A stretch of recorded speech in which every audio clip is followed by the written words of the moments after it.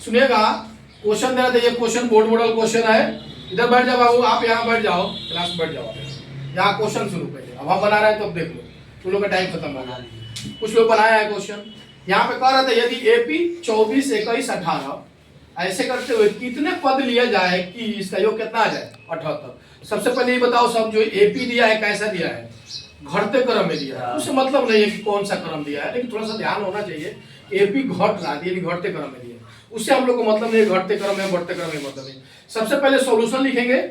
जो भी question exam में आप बनाइएगा तो सबसे पहले हल लिखते हैं, सॉल्यूशन, अब उसमें लिखते हैं दिया है, लिखते हैं कि नहीं, दिया है। सुनिएगा इधर ध्यान से देखिएगा बाबू, दिया है, ये बताइए क्या दिया है, तो एपी दिया है, दिया है। हम यहाँ लिख लेते हैं एपी।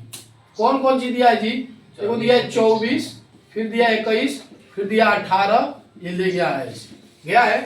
ये बताइए इसका प्रथम पद ए का मान कितना दिया है 24। अब हम लोग निकाल लें डी। डी क्या कहता है, अगला पद माइनस पिछला पद, यानी कि हम यहाँ से 18 माइनस 21 कर सकते हैं। हम 18 लेंगे तो इसके पीछे वाला 21, ये कितना आएगा बाबू, -3 आ जाएगा। तो एपी का प्रथम पद मिल गया, सारवंतर मिल गया।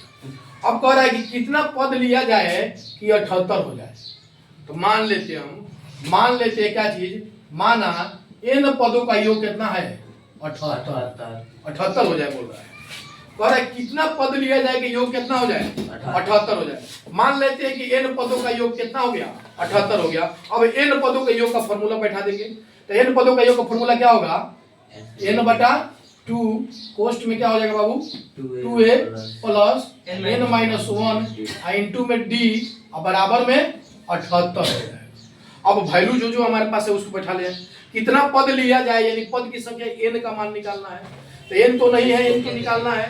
तो हम क्या कर दें, यहाँ पे एक तो कम कर सकते, तुम लोग ये 2 भाग कर रहा है, इधर ले आके भेज देंगे तो गुना कर देगा।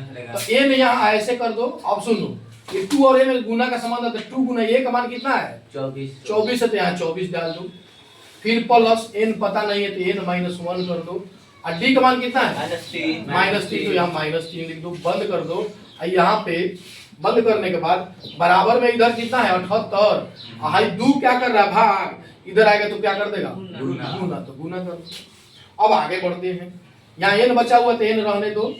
अब देखो 24 दूना 48, अब प्लस यहाँ लिख दो। अब पहले इसका काम करो, कोष्ठ का, एक कोष्ठ लगा लो।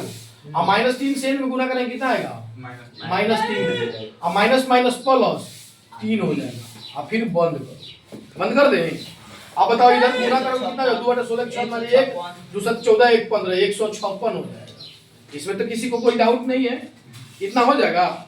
अब इसको तोड़ते हैं, n से गुना कर ले। तो एक बार और n लिखो, यहाँ पे यहाँ लिखो 48, ठीक है।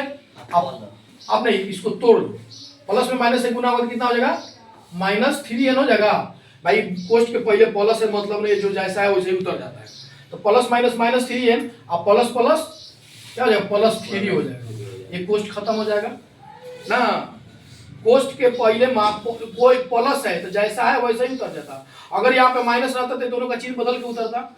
इससे पहले प्लस है तो -3n, अब +3 को जेव के तेव उतर जाएगा। अब बराबर में हमारे पास इधर में है 156। अब कुछ और कैलकुलेशन अंदर में करते, देखो कैसे। यहाँ पे तो n हो जाएगा भाई 48 और 3 कितना हो जाएगा 51 हो जाएगा। तो आप यहाँ लिख दो 51, आप माइनस में लिख दो 3n, अब बराबर में लिख दो 106। इतना तो काम कर लेगा। किसी को कोई दिक्कत है, नहीं दिक्कत है, सुनिएगा। अब तो कोई दिक्कत नहीं है बाबू। अब एक बार अब n से गुना कर लेते हैं। जब n से गुना करिएगा तो कितना हो जाएगा 51n, अब माइनस में क्या हो जाएगा 3n²। इसको उधर भेज देते हैं तो कितना हो जाएगा -156, अब बराबर में क्या हो जाएगा 0। देखिए द्विघात में आया, तो द्विघातीय समीकरण को हम लोग सजा लेते हैं। कैसे सजाते हैं, आप ऐसे ही बनाते रहिएगा बाबू, क्लास के वीडियो कैसे सजाते हैं। तो ax² प्लस bx और प्लस c बराबर 0। पहले द्विघात को रखते हैं, फिर एक घात को रखते हैं, फिर कांस्टेंट रखते हैं, 0 रखते हैं कि नहीं रखते हैं। अब इसको भी हम लोग सजा देते हैं। देखो द्विघात वाला कितना है -3n² है, तो हम लोग लिख देते हैं -3n²। उसके बाद एक घात वाला को लिखते तो कितना है +51n है, और उसके बाद औचर पद कितना है -156 है। और बराबर क्या करते हैं 0 कर दिए, नहीं 0 है आपको बताया गया कि शुरू में माइनस उसको हटा देंगे, तो कॉमन कर लेंगे हम। माइनस कॉमन करिएगा बाबू तो कितना हो जाएगा? सर -3 को लीजिए ना, हो जाएगा 3 और 7 51, हाँ 3 कॉमन कर लीजिए। सुनिएगा, माइनस भी कॉमन करिए और 3 भी कॉमन करिए। अब बताइए क्या बचेगा? यहाँ पे n स्क्वायर बचेगा। और जब माइनस कॉमन हुआ तो सबका चिन्ह बदलते जाएगा। ये माइनस में था प्लस हो गया, प्लस में तो माइनस हो जाएगा, 3 से भाग करेंगे कितना आएगा? 17 n हो जाएगा। ये माइनस में हो जाएगा प्लस, और 3 निकाले कितना हो जाएगा? 3 बचे 15, 3 दूना 6, 52 हो जाएगा, बराबर 0। आप ये बात बताइए, यहाँ पे -3 क्या कर रहा है? गुना। इधर जाके भाग कर देगा तो 0 में भाग करेगा तो क्या बन जाएगा? 0 बन जाएगा। तो बचा कितना यहाँ पे? n स्क्वायर माइनस 17n और प्लस में 52 बराबर में क्या हो गया? 0 हो गया भाई ना। ये हम लोग देखो इसको हल करते जा रहे थे, तो इसको या करते चलना। समीकरण है तो हम लोग या लिखते जाते, ठीक है? या लिखो चाहे अंग्रेजी में और लिखते जाते हैं। तो बताए थे आप लोग को या कितना लोग क्या बताए थे कि चिन्ह ऐसे या का लगाते थे ना, ऐसे भी लगाते चलना। या का चिन्ह लगाओ, या तो या लिखो चाहे अंग्रेजी में और लिखो, ना तो या का चिन्ह कोई एक लिखना। कभी कभी या कहीं यहाँ पे और, मतलब कोई एक चीज लगाते चलो। अब बताओ सब इसका क्या करना हम लोग को? गुणनखंड करना है। ये बताओ गुणनखंड करने का क्या तरीका बताया हुए? n स्क्वायर है और गुना कितना से करेंगे? 52 से। तो ये कितना हो जाएगा? 52 n स्क्वायर। 52 n स्क्वायर हो जाएगा। 52 को तोड़ोगे तो 13 और 4 में टूट जाएगा, 13 चौका 52। इसमें भी n लगाओ, इसमें भी n लगाओ, कितना है बीच में? बीच में -17n लाना है। तुम्हें बताओ 13 में माइनस लगा दो और 4 में प्लस, दोनों में माइनस लगा, दोनों में माइनस लगा देंगे। दोनों माइनस 13 4 17 हो जाएगा, नहीं हो जाएगा? यानी कि गुणनखंड हो जाएगा हमारा n square minus 13n minus 4n और प्लस में 52 बराबर में 0। दो घात समीकरण को हल करने का तरीका तो सिखाए हैं, पूरा चैप्टर हम लोग पढ़ लिए, मैथ का लास्ट चैप्टर चल रहा है।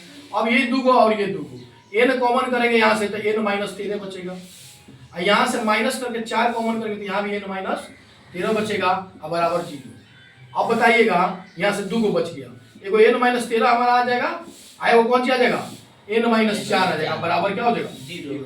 फिर या करिएगा तो n माइनस 13 को 0 के बराबर करते हैं हम लोग, और या करिएगा तो n माइनस 4 को 0 के बराबर करते हैं। यहाँ से n का मान एगो आ जाएगा 13, या n का मान यहाँ से आ जाएगा 4, इसीलिए n बराबर 4। सुनिएगा, n बराबर 4 या 13 दोनों आंसर। अगर पद यहाँ सुनिएगा आंसर हो जाएगा ये। अगर आप पद 4 को लीजिएगा, 4 को लीजिएगा तब भी योग कितना आएगा? 78 आएगा। या पद आप लीजिएगा 13 को तभी क्या आ जाएगा? 78। ठीक है, अगर आप चाहते हैं कि सर हम लोग देख ले तो इसको देख सकते हैं, कोई दिक्कत नहीं है। आप यहाँ से देखिए 1 2 3 था, 18 में से कितना घटाइएगा? वो 17 आएगा। कितना आएगा यहाँ से? 15 आएगा। तब 4 को लेकर के जोड़ के देख लीजिए, 78 ही योग आएगा। या इसी को लिखते लिखते जाइएगा ना, तो 78 कितना लिखिएगा? 13 को पद लिखेगा तब वो जोड़िएगा तो कितना आएगा? 78 आएगा। तो n का मान 4 या 13 दोनों आंसर हो जाएगा। कोई दिक्कत है? समझ में आया कि नहीं आया? कोई दिक्कत नहीं है। चलिए बाबू, थैंक यू फॉर